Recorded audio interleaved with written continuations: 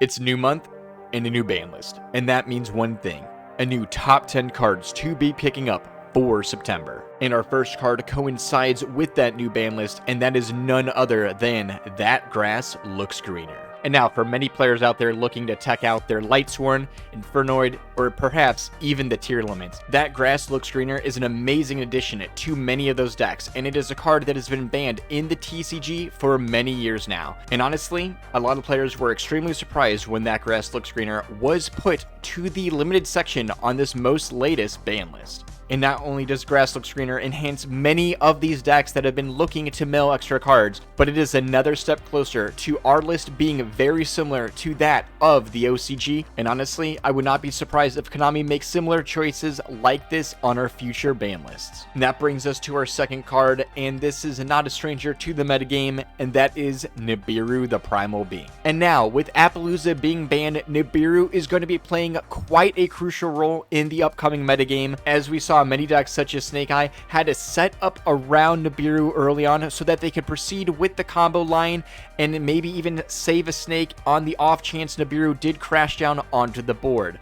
But with Appaloosa being banned, we will see Nibiru's playability as well as effectiveness shoot through the roof. So to the players out there looking to bling out their Nibirus or are debating putting them in the side deck, now is the time. And it is for these reasons we have Nibiru as number 2 on today's top 10. And now our third card on today's list is something looking a little bit into the future, which is only fitting for its card effect, and that is Gold Sarcophagus. And now, Gold Sarcophagus is kind of playing a dual role today. Not only is it amazing in the Dragon Ruler deck, which all of them were just semi-limited on this latest list, but it is amazing in the up-and-coming Malice deck, and that is Konami's version of the Alice in Wonderland archetype. And that is because one Gold Sarcophagus banishes any of these targets, they all have effects off, whether that summons them to the board in the Alice in Wonderland version, or with Elemental Dragons, you are then able to search dragons of the same attribute. And then, kind of like Konami was expecting this to happen, they did place it in the most recent Rarity Collection too, and a lot of players are kind of wondering, can this card actually go to 2? So whether you're picking up your blinged out versions of Gold Sarcophagus, or you're trying to get a head start on the new meta game, players need to be picking up their copies of Gold Sarcophagus for the future meta game. And now, speaking of the future metagame, that brings us to our fourth card, and that is Mulan Glacia, the Elemental Lord. And now, with Rage of the Abyss right around the corner, we are getting new Mermail as well as Atlantean support.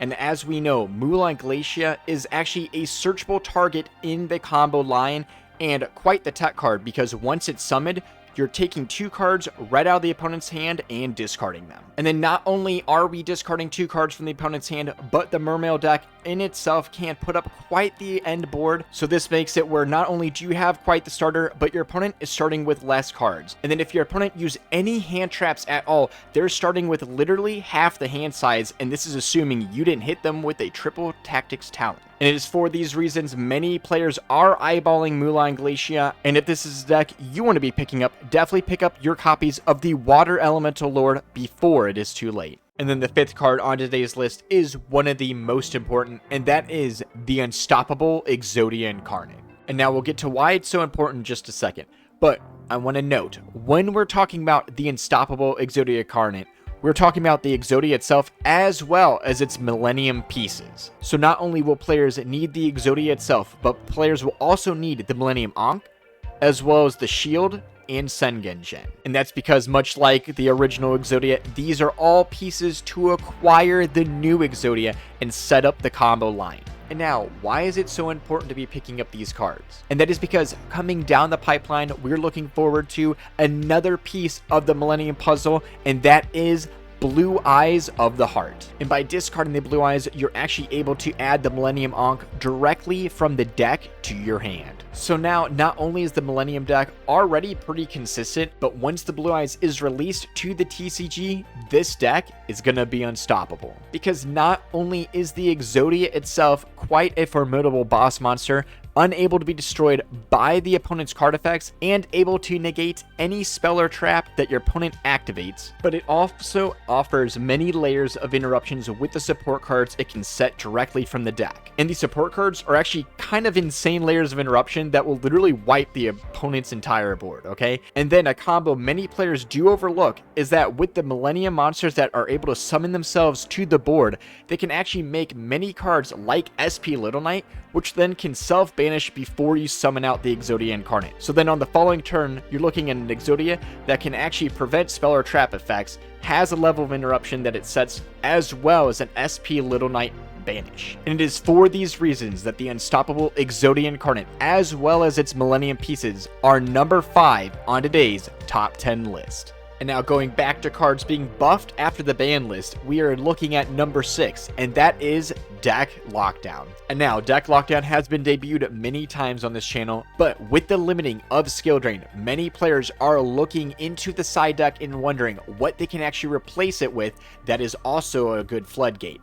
And many players are realizing that Deck Lockdown might be able to fill that void because it is essentially a walking drone lockbird, as well as able to prevent players from special summoning directly from the deck. And this is actually leading many players to victory because once they set up their board, much like every other floodgate, they simply activate the Deck Lockdown on their full board and watch the opponent squirm. So the players out there a little sad about their skill drain, Deck Lockdown might be an amazing replacement for your deck. But if you're wanting something a little more solid, something that definitely takes care of the monster effects, then we're looking at number 7 on today's list, and that is Power Sinkstone. And again, on our last top 10 video, we did debut Power Sinkstone, and that is because we were already assuming skill drain was either going to be limited or banned outright together. And now Power Sinkstone is the perfect replacement for skill drain, not only because it is a continuous trap, but it cuts off monster effects altogether. And as mentioned last time on the channel, it is actually fitting because this is the exact stone used in the staff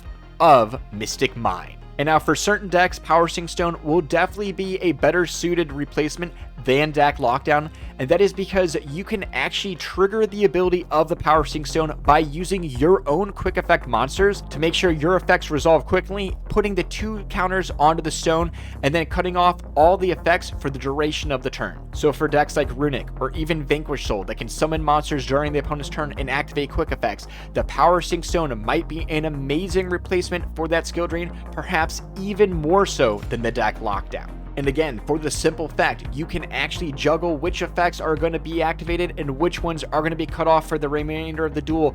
Power Sinkstone is a heavily underestimated card in the format, and I do predict we're going to be seeing an increase in its usage in the near future. And now if those last 2 cards make you want to see how flat the earth is, then this card is for you, and that is Evenly Matched. And now with many players not needing to go into battle phase to clear the opponent's board of Appaloosa before proceeding with their combo line, we're seeing cards like Evenly Matched becoming an amazing board breaker once again. And that is because decks like Snake Eye as well as Yugioh do not have quite as amazing of a follow-up as they previously did in the last format. And then again, not needing that all-important battle phase, this just makes Evenly Matched even better. And as we saw, cards like Raigeki and Lightning Storm have been amazing throughout the last format, but Evenly Matched will be putting in the work as we see players setting up boards around IP Masquerena as well as other quick effect monsters. So to the players out there, make sure you have your copies ready going into the format. That brings us to number 9 on today's list. For the combo players looking for a little bit of protection